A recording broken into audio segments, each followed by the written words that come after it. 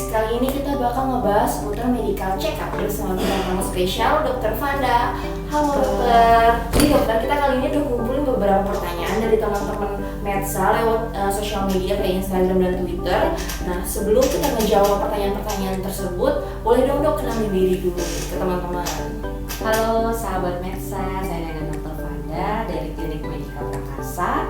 Kali ini kita akan membahas mengenai medical check-up. Kita langsung aja masuk ke pertanyaan pertama. Nah, di sini ada yang nanya nih dari teman kita dari Instagram, kapan sebaiknya kita pertama kali melakukan medical check-up? Nah, medical check-up biasanya dilakukan pada usia dewasa ya. Jadi usia 18 tahun ke atas itu sudah bisa melakukan medical check-up. Namun biasanya biasanya pada para pekerja ya, usia-usia yang sudah bekerja itu dilakukan dari perusahaan untuk melakukan medical check-up minimal 1 kali per tahun. Baik dok, terima kasih buat jawabannya nih.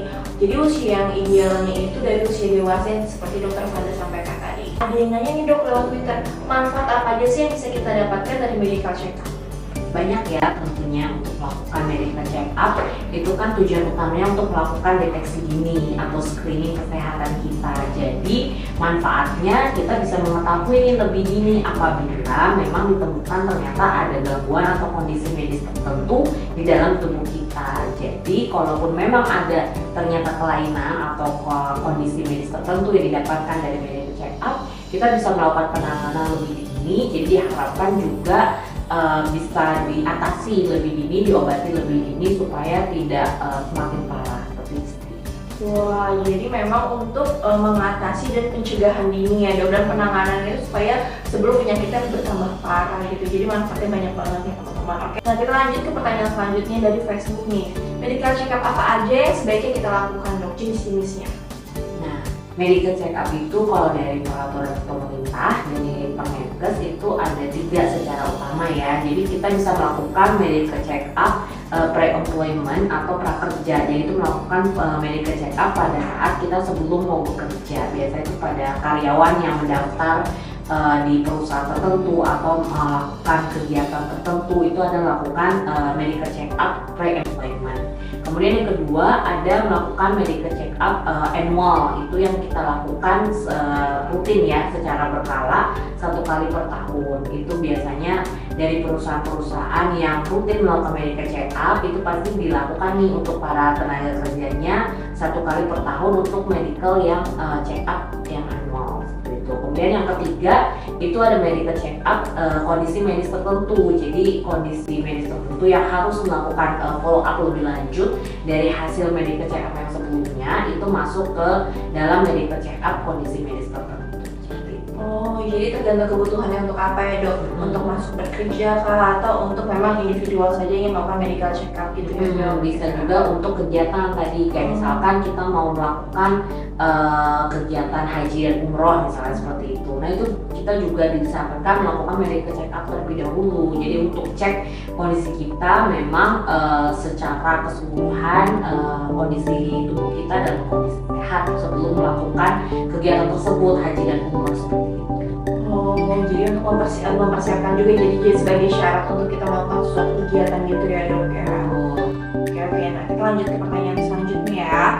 Ada yang nanya lewat di kolom komentar YouTube nih dok, apakah ada tanda-tanda khusus yang menunjukkan kita harus segera melakukan medical check-up? Ya, kalau tanda khusus untuk melakukan medical check-up sih biasanya tidak ada ya, karena yang melakukan medical check-up itu biasanya dalam kondisi sehat. Jadi 1 kali setahun biasanya sebelum masa expired date-nya itu habis. Jadi misalkan medical check-up kita di tanggal 1 Januari nih, 1 Januari. Nah berarti tanggal 31 Desember itu sudah habis masa berlakunya medical check-up. Nah sebelum itu sebaiknya kita sudah melakukan refresh medical check-up untuk terkait kesehatan kita gitu. Jadi sebelum ada, karena kan ini kan lebih ke tindakan preventif ya. Jadi sebaiknya memang dilakukan medical check-up sebelum ada gejala. Jadi sebelum sakit lah istilahnya. Jadi kita lakukan pencegahan terlebih dahulu, deteksi dini, screening kesehatan tubuh kita terlebih dahulu dengan medical check-up. Jadi sebelum sakit kita sudah tahu nih ada apa aja di dalam tubuh kita. Seperti yang tadi disampaikan di awal juga ya dok, memang tujuannya untuk pencegahan medical check-up ini. Oke, next Eh, nah ini menarik nih dok, apakah ada medical check up khusus untuk calon pengantin dok? Nah, ada ini karena saat ini kan sudah juga diwajibkan ya dari pemerintah ya, dari KUA sebelum melakukan pernikahan itu juga disarankan untuk melakukan medical check up. Utamanya yang biasa kita lakukan screening ya untuk para calon pengantin ini, yaitu untuk melakukan pemeriksaan terkait infeksi menular seksual ya, misalkan hepatitis B, kemudian HIV, itu biasanya kita lakukan pemeriksaan di medical check up calon pengantin gitu. Dan juga untuk pemeriksaan sebelum persiapan nantinya kehamilan ya, seperti itu. Biasanya kita cek untuk infeksi TOS, itu untuk yang infeksi toxoplasma seperti itu biasa kita cek juga untuk di dalam paket medical check up calon pengantin. Saya ada banyak yang takut nih dok, sebelum menikah kan harus melakukan medical check up atau syaratnya.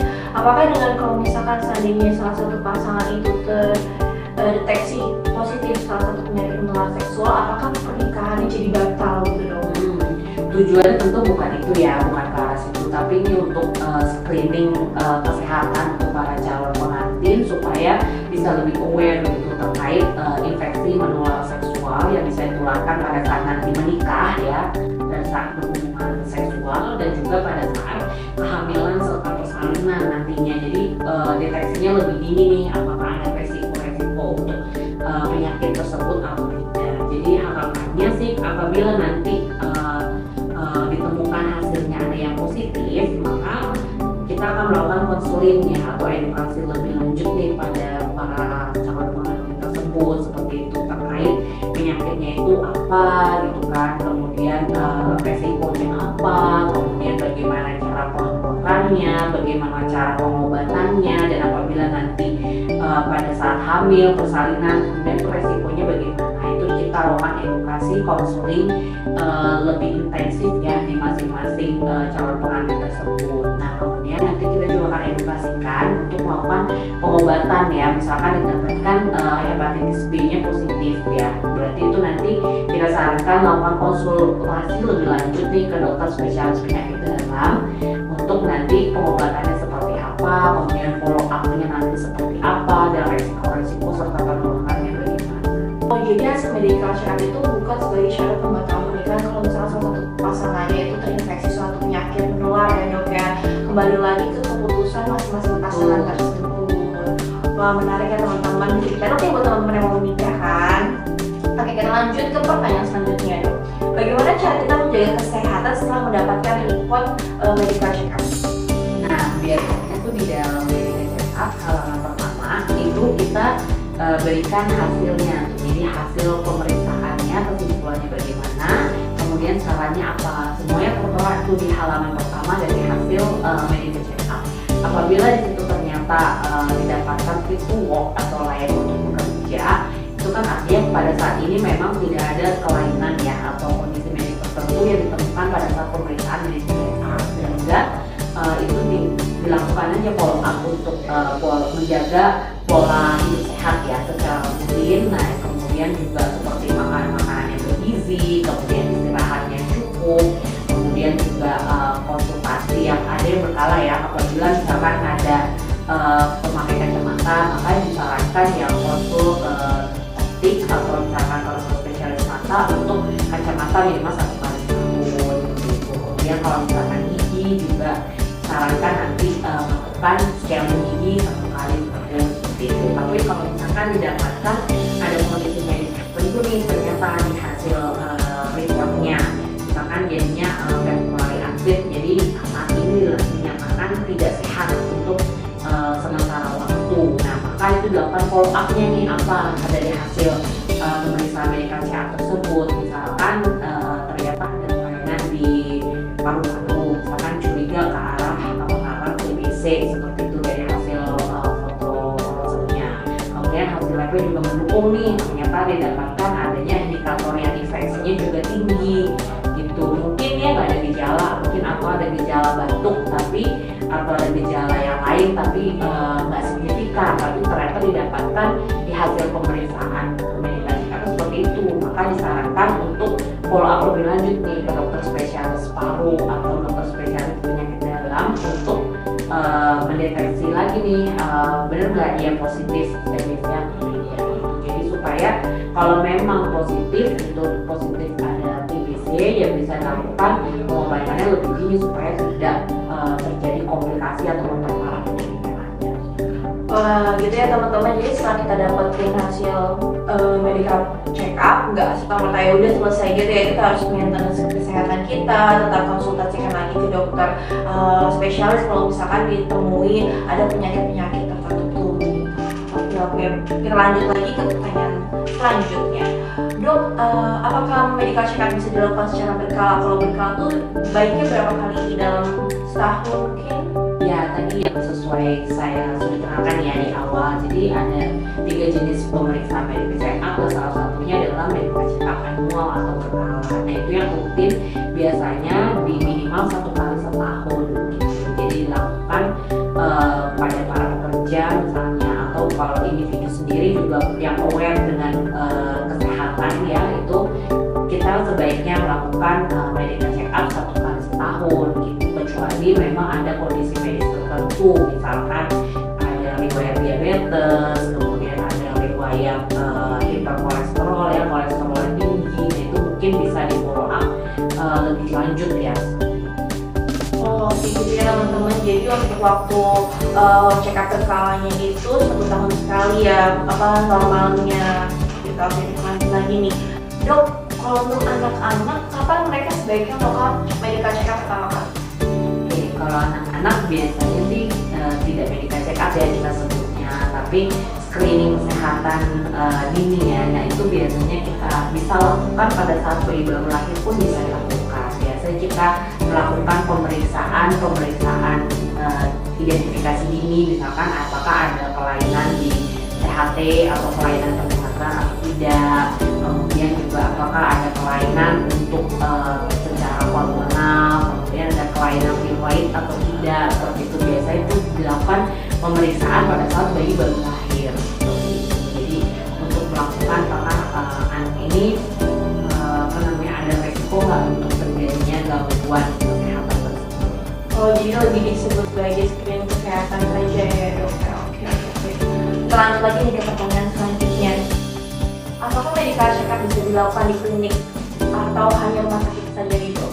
Nah, jadi untuk melakukan pemeriksaan medical check up itu tidak harus di rumah sakit, tapi bisa dilakukan di klinik yang juga tersertifikasi PJK3 dari Kementerian Tenaga Kerja. Salah satunya di klinik Medsa, Medika Perkasa. Itu kita bisa melakukan medical check up. Nah, buat teman-teman yang nyari tempat buat melakukan medical check up bisa langsung ke Med saja ya. Oke, lanjut lagi nih. Berapa lama proses medical check up biasanya berlangsung? Nah, itu relatif ya. Biasanya tergantung dari paket yang dipilih. Paket yang basic itu biasanya melakukan pemeriksaan dokter, kemudian melakukan pemeriksaan laboratorium, kemudian melakukan pemeriksaan ronsen ya, ronsen dada, dan juga rekam jantung. Nah, biasanya itu durasinya antara 2 sampai 3 jam, tergantung dari banyaknya pasien nih yang pada saat itu berbarengan untuk melakukan medical check up seperti itu. Jadi ya di spare waktu lah antara 2 sampai 3 jam untuk melakukan pemeriksaan medical check up. Oke, jadi nggak seharian ya, bukan menghabiskan waktu seharian, hanya beberapa jam saja. Itu tergantung apa aspek yang diperiksa juga ya. Iya betul. Kecuali kalau misalkan lebih kompleks ya, misalkan ada pemeriksaan USG abdomen, kemudian ada pemeriksaan treadmill, kemudian ada pemeriksaan yang lain yang mungkin butuh waktu lebih lama, yang pasti di spare hampir mungkin maksimal ya 6 jam lah. Oke dok, lanjut ke pertanyaan selanjutnya ya teman-teman. Apa aja yang harus dipersiapkan sebelum kita melakukan medical check up dok?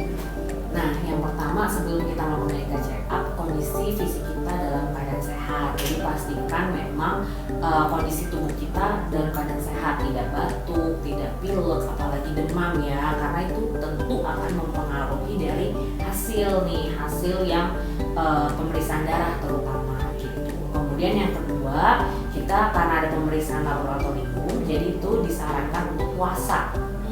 Jadi puasa sebelumnya kurang lebih 8 sampai 10 jam sebelum pemeriksaan gitu. Itu tidak boleh makan, tidak boleh minum manis, hanya sebatas minum air putih boleh, tapi ya sedikit juga jumlahnya sehingga pada saat pelaksanaan medical check up itu diharapkan memakai pakaian yang memang nyaman ya, nyaman pada saat untuk melakukan pemeriksaan medical check up. Dan apabila ada pemeriksaan treadmill karena di situ ada lari ya, maka disarankan memakai dari sepatu kets gitu, karena kan itu untuk lari gitu. Jadi harus memakai sepatu kets. Pertanyaan terakhir nih dok, berapa sih harga rata-rata untuk melakukan medical check up? Nah, kalau harga sih relatif ya, karena tergantung paket yang dipilih oleh para klien atau pasien-pasien kita. Nah, tapi paket yang basic ya tadi tuh biasanya ada pemeriksaan dokter, kemudian ada pemeriksaan laboratorium, ada toraks, dan juga ada pemeriksaan rekam jantung. Itu sih harganya tidak mahal sih, saya relatif karena dibanding dengan kita sakit ya, jadi kita tentu saja lebih worth it ya untuk melakukan pencegahan atau deteksi dini ketimbang nantinya kita sudah menjadi suatu penyakit atau sudah jadi sakit, itu pasti harganya lebih mahal. Jadi investasi untuk melakukan medical check up untuk kesehatan kita sendiri itu pasti worth it lah. Seberapapun harganya itu pasti akan lebih mahal apabila kita sudah jatuh sakit. Wah, bagus banget ya teman-teman, yang perlu dicatat banget nih. Jadi jangan sampai nunggu sakit dulu ya dok ya, nanti malah ngeluh lagi lebih mahal biaya dan segala macam. Tapi dengan kita melakukan medical check up, dengan kita mengeluarkan harga tertentu tapi worth it, itu kita jadi tahu apa yang tubuh kita alami gitu. Betul, dan juga 1 kali setahun aja, jadi itu untuk di spare di budgeting ya untuk terkait medical check up ini 1 kali setahun aja, itu pasti worth it untuk kesehatan kita. Nah, untuk teman-teman yang mau melakukan medical check up, Nabil boleh dijelaskan nih dok, Medika Prakasa juga melayani medical check up kan dok? Betul. Jadi bagi teman-teman sahabat Medsa yang mau melakukan medical check up bisa datang ke klinik kita di klinik Medika Prakasa atau Medsa. Alamatnya di Jalan Kartini Inten 2 di Duren Sawit, Jakarta Timur. Bisa hubungin nomor dari klinik kita yang tertera di Instagram kita, dan juga nomor WhatsApp kita di customer service kita, bisa reservasi dulu. Tadi juga akan kita taruh di description box untuk kontak-kontak untuk bisa menghubungi ke Medika Prakasa jika ingin melakukan pelayanan medical check up. Selain medical check up juga ada pelayanan kesehatan lainnya ya dok ya. Betul. Kalau untuk perusahaan pun bisa kontak untuk customer service kita kalau yang mau dilakukan medical check up on site di perusahaannya, itu bisa banget. Wah, enak banget ya, jadi banyak banget jenis-jenis pelayanan kesehatannya. Oke, terima kasih banyak atas waktunya udah mau nih ngasih informasi yang bermanfaat banget buat kita semua seputar medical check up. Untuk teman-teman semuanya, terima kasih udah stay tune sampai akhir video, dan jangan lupa untuk like, comment, subscribe, dan share. Bisa tinggalkan saran dan kritik di kolom komentar untuk meningkatkan apa aja sih yang perlu kita angkat di konten selanjutnya. See you on next video, bye-bye. Terima kasih dok.